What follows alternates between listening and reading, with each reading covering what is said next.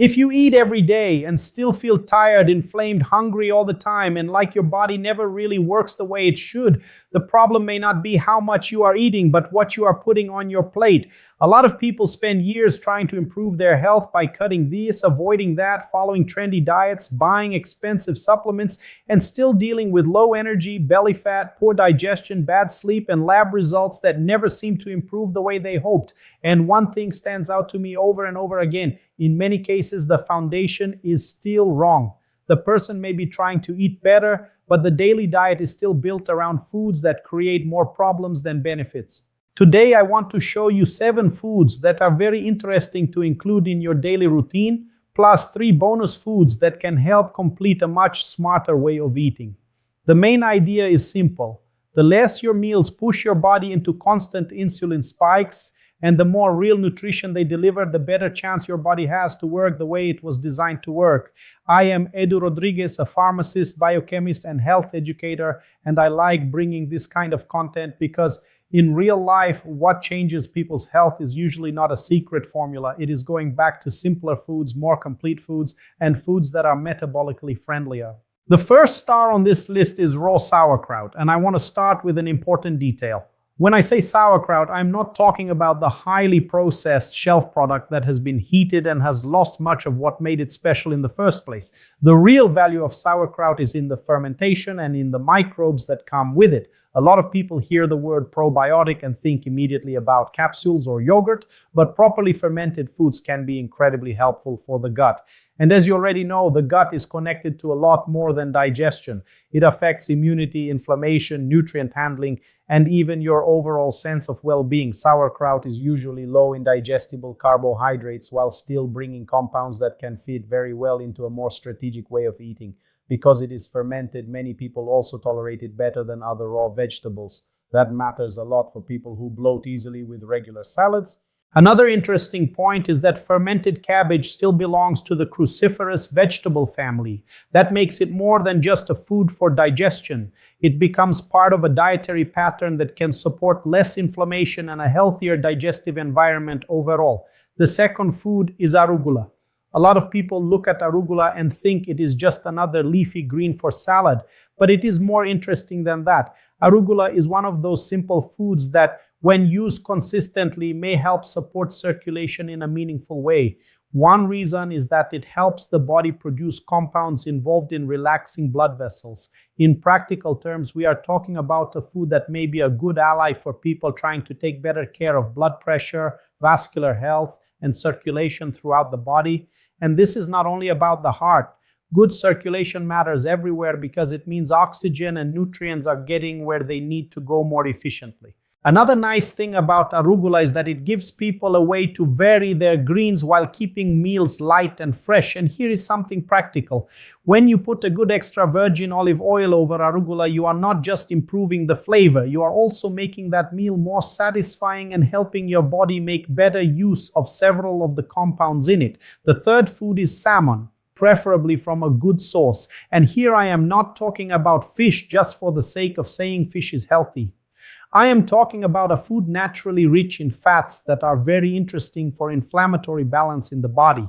These fats are involved in brain health, vision, cell membrane integrity, and can be especially useful in a modern diet that is often overloaded with poor quality fats. When I think of salmon, I think of convenience with high nutritional value. You eat a reasonable portion and you are already giving your body quality protein together with beneficial fat. That matters because it supports satiety, reduces the chance of chasing snacks later, and fits into a much more stable meal than bread, crackers, sugary cereals, or processed foods.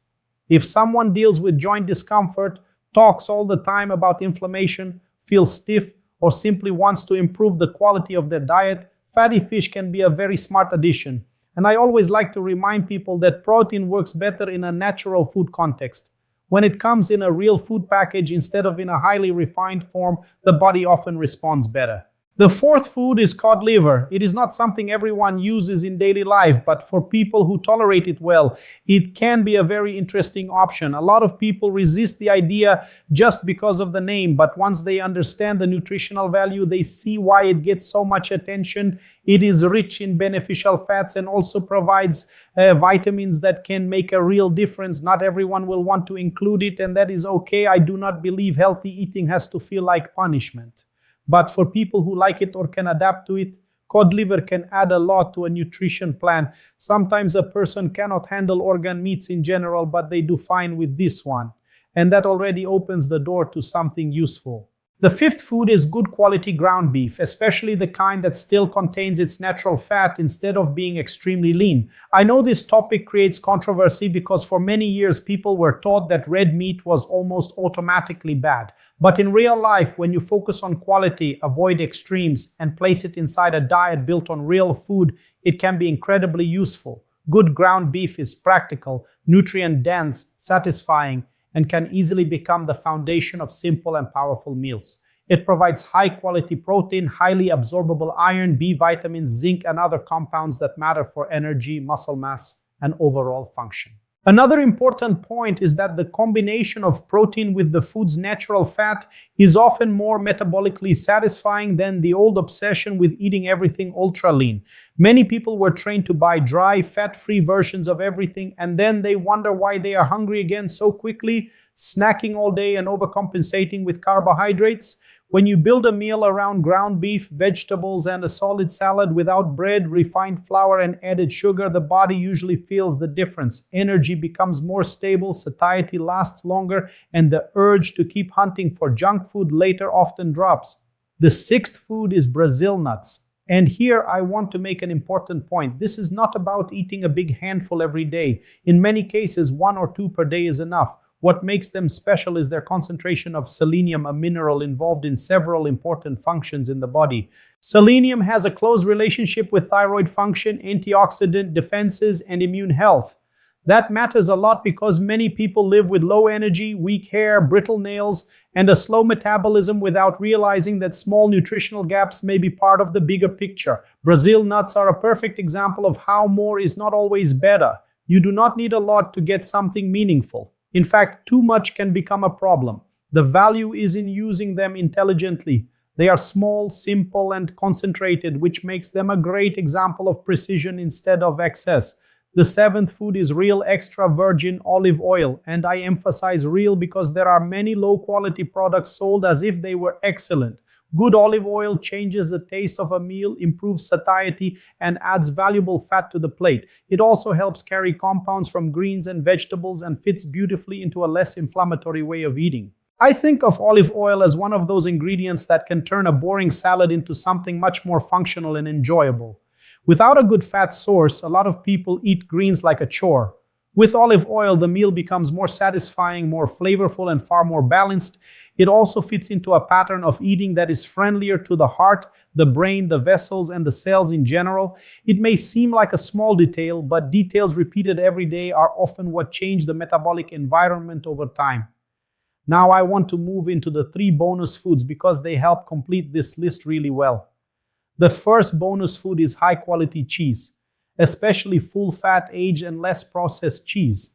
I am not talking about ultra-processed products pretending to be cheese. I am talking about real cheese. A lot of people are still afraid of cheese because of old ideas about fat, but a good cheese can actually be a very useful food inside a clean, real food approach. It is usually lower in lactose, especially when it is aged, and it can provide protein, fat, and compounds that support satiety. Because it is also a fermented food, it may interact with the gut in a positive way.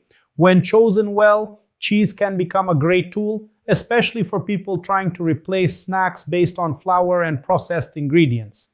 The second bonus food is dark chocolate or cacao. And the rule here is simple: the less sugar, the better. It makes no sense to turn dessert into an excuse for overeating junk. But dark chocolate with a high cacao content can be a smart way to include beneficial compounds without falling into the usual sweets loaded with sugar and poor fats. Many people notice that once their daily eating improves, a small portion of dark chocolate becomes much more satisfying than a typical dessert, and that happens because the palate changes. Too much sugar trains the taste buds to expect intensity all the time. When that sugar load drops, the body starts appreciating more natural flavors again. The third bonus food is a better quality fermented yogurt, especially if the person can make it at home or choose a cleaner version with fewer additives and more emphasis on the actual fermentation process. I like this idea a lot because it is another way to support gut health without relying only on supplements. When the gut works better, many things improve together. Digestion gets smoother, bloating tends to go down, comfort after meals improves, and even hunger and satiety can become easier to manage. That is why fermented foods come up so often when we talk about real health. They are not magic, but they can be very helpful when they are used consistently. If you look closely, these foods have a few things in common. First, they are not built around refined flour, sugar, and cheap industrial oils. Second, they deliver real nutrition. Third, they usually support better satiety and less compulsive eating. And fourth, many of them help reduce the metabolic chaos created by a routine full of insulin spikes. That is exactly why so many people feel drained all the time. The day starts with bread, crackers, sweet cereal, sugary drinks, then moves into another flour-based snack, then more sugar, then pasta, then dessert, and the body stays trapped in that up and down cycle all day long. The person thinks they need more caffeine for energy, when in reality what they may need most is more real food. When you start replacing some of that pattern with raw sauerkraut, arugula, salmon, cod liver, quality ground beef, Brazil nuts, true extra virgin olive oil, good cheese, dark chocolate, and fermented yogurt, the whole picture starts to shift. Not because one food is magical, but because the body finally starts receiving better signals. I love suggesting a simple challenge. Instead of trying to be perfect for 3 months, try 7 very solid days. Build simple meals, use real protein, use real greens, use a good olive oil, reduce sugar, cut back on refined flour, add 1 fermented food. Watch what your body does. A lot of people feel a difference in just a few days. You may notice less bloating, steadier energy, better satiety, less urge to snack, improved digestion, and even better mental clarity. And once a person feels that in real life, they no longer depend only on motivation. They start depending on results. And real results are always more convincing than theory. If this content made sense to you, like the video and tell me in the comments which of these foods you already eat and which one you want to start adding to your routine, and share this video with someone who is trying to improve their health but is still stuck in a way of eating built on foods that keep feeding inflammation, fatigue, and metabolic problems.